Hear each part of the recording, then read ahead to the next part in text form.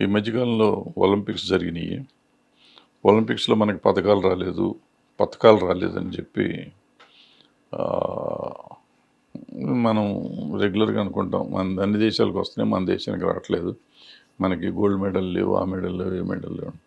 ఈ మెడల్స్ రావాలంటే చాలా దేశాలు చాలా పడతాయి. మన దేశం జనాభా ప్రకారం మనం ఖర్చు పెట్టి మెడల్స్ వచ్చే లెవెల్‌కి ఈ అథ్లెట్స్‌ని తయారు చేయాలి అంటే 30,000 కోట్ల రూపాయలు ఖర్చు పెట్టాలి సంవత్సరానికి. అంత పెట్టగలిగిన స్తోమత మనకు ఉందా లేదంటే ఇప్పుడు 3,000 కోట్లో 4,000 కోట్లో పెడుతున్నారు. దాని మీద వచ్చేది వస్తున్నట్టున్నాయి.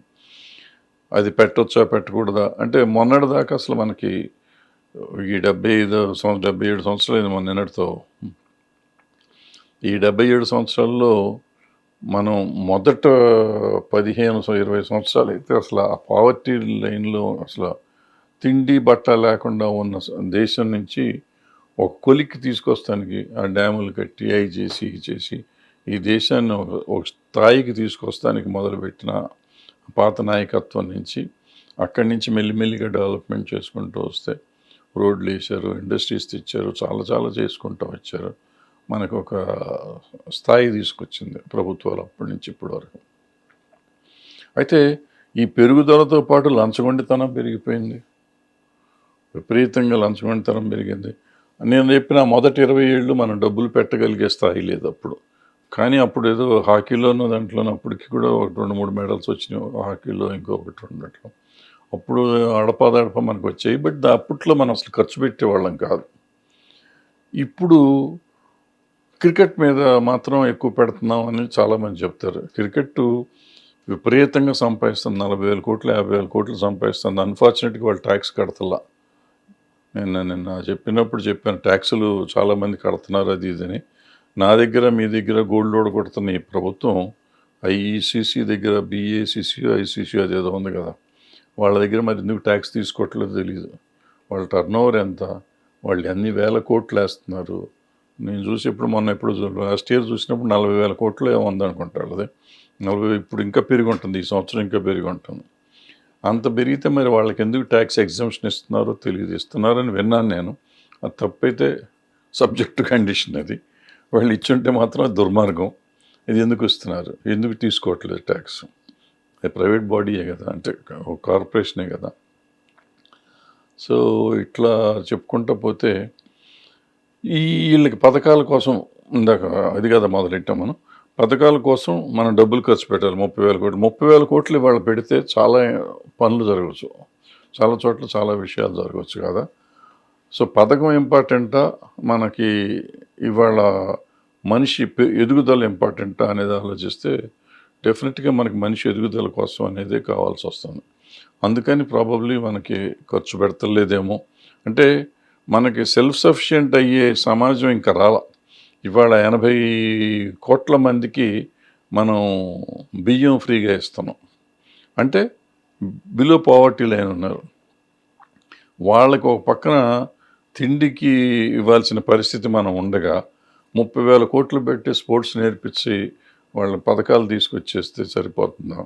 కొన్ని ఆఫ్రికన్ కంట్రీస్లో వాళ్ళు గోల్డ్ మెడల్స్ తీసుకెళ్ళిన వాళ్ళు కూడా ఉన్నారు. తర్వాత వాళ్ళు తిండికి లేకుండా చచ్చిపోతున్న రోజులు చాలా కష్టాలు పడుతున్నాయి కూడా విన్నాము చూసాము.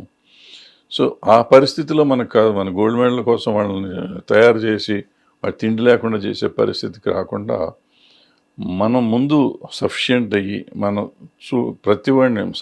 ప్రతివాడు బాగుండాలి అనే పరిస్థితి తీసుకొచ్చినాక ఈ స్పోర్ట్స్ మీద పెడితే బాగుంటుందేమో. అయినా కూడా మన వాళ్ళు మనకి ఎవరెవరైతే ఉన్నారో ఉన్న వాళ్ళందరూ అద్భుతంగా చేస్తున్నారు. వాళ్ళకున్న వనరులకి మన వాళ్ళ దేశభక్తితో వాళ్ళంతటా వాళ్ళుగా చేసుకుంటున్నారు. కానీ ఇప్పుడు మొన్న పోగొట్ చూసాం, ఆవిడ గోల్డ్ మెడల్ దాకా వెళ్ళారు. బట్ వాళ్ళకి ఎంత అన్యాయం. వాళ్ళు 3 నెలలు 4 నెలలు రోడ్డు మీద కూర్చున్నారు. వాళ్ళకి అన్యాయం జరుగుతుందని చెప్తే కూడా ప్రభుత్వం అసలు ఎవరు పట్టించుకున్నాడు నాదుడే లేడు. లైంగికంగా దాడి చేస్తున్నారు అని చెప్తే ఆ చైర్మన్ అతను MP, ruling party MP. So అతని మీద యాక్షన్ తీసుకోలేదు, ఏమీ చేయలేదు. మళ్ళీ వెళ్ళారు. సరిగా ఆమె ఏదో 100 గ్రాముల తేడా వచ్చిందని మనకు రావాల్సిన గోల్డ్ మెడల్ లేకుండా పోయింది.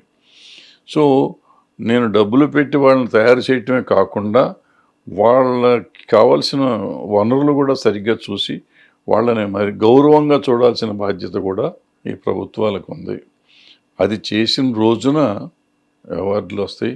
మనకేమీ లేకుండానే ఇప్పుడు 3,000 కోట్లకే మనం ఇన్ని సాధించగలుగుతున్నాం, ఇన్ని చేయగలుగుతున్నాం అంటే మనని గౌరవంగా చూడటంటే ముందు ఏ సొసైటీస్ ఉన్నాయి, దానికి ఒక్కోదానికి అథ్లెటిక్ అసోసియేషన్స్ ఉన్నాయి.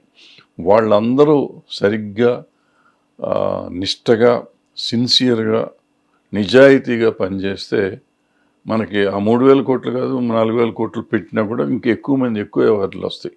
బట్ ఇక్కడ ఏమవుతుందంటే కుల రాజకీయాలు ఉన్నాయి, పర్సనల్ రాజకీయాలు ఉన్నాయి, ప్రతి అసోసియేషన్లోనూ రాజకీయాలు ఉన్నాయి. వాళ్ళ బంధువులకి కానీ ఏమంటే ఫేవరెటిజం ఇవన్నీ రకరకాలు ఉన్నాయి. ఇవన్నీ పోతే కానీ అవార్డులు రావు. డబ్బులు పెట్టలేదు అనేది ఒకటి సెకండరీ.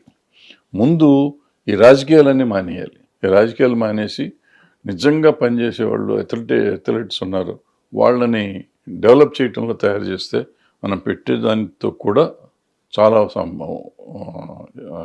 పథకాలు తీసుకురావచ్చు. అందుకని పథకాలు అనుకుంటా కాకుండా పథకాలకి మన సిన్సియారిటీ. ఇవాళ ప్రతి వ్యవస్థలోనూ నిజాయితీ అనేది తక్కువైపోయింది, లంచగొండితనం పెరిగిపోయింది.